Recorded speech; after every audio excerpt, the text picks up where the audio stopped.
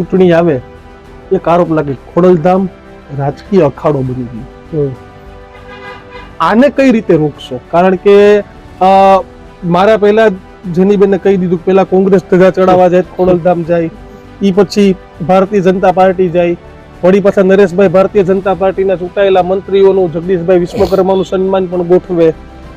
તો કેમ રાજકીય પ્રતિનિધિઓને એટલું બધું માન સન્માન મળે છે? બેન જવાબ આપે એની પહેલા હું વચ્ચે થોડું કહેવા માંગીશ કે હું પણ આપના માધ્યમથી આ પૂછવા માંગુ છું કે અમિતભાઈ ચાવડા કોંગ્રેસના, કારણ કે હું એ પક્ષમાં છું એટલે કહું, એ જ્યારે ધજા ચડાવવા ખોડલધામ પહોંચ્યા ત્યારે જે સમાચારો મીડિયાના માધ્યમથી ખોડલધામ સંસ્થાના આવ્યા, એના જ બીજા મહિને એ ધજા ચડાવવા ઉમિયાધામ ગયા હતા. તો આ ક્યાંય જ સમાચારોમાં ન આવ્યું.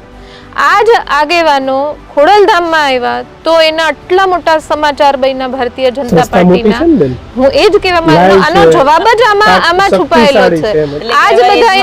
આ જ બધા નેતાઓ જ્યારે ઉમિયાધામમાં જાય છે, એમને ખેસ પહેરાવીને સ્વાગત થાય છે, એ લોકો ધજા ચડાવે છે, ત્યારે આટલા સમાચાર નથી આવતા. એટલે આ કેમ, એ તો અમારો સવાલ હોવો જોઈએ કે કેમ આવું થાય છે રાજકીય અખાડો. પણ જે સંસ્થા જીવતી હોય ને એ જ સંસ્થાને અખાડા તરફ લોકો ગણે.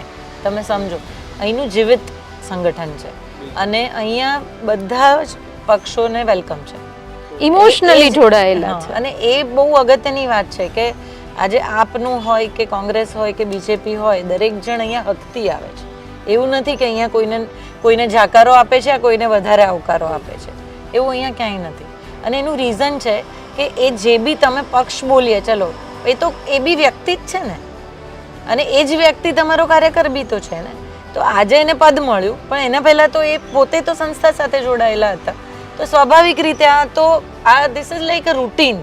મને આમાં કોઈ જ અખાડા જેવું નથી દેખાતું. મને એવું લાગે છે કે એક લોકશાહી વાળી ધબકતી સંસ્થા છે, બીજું કાંઈ.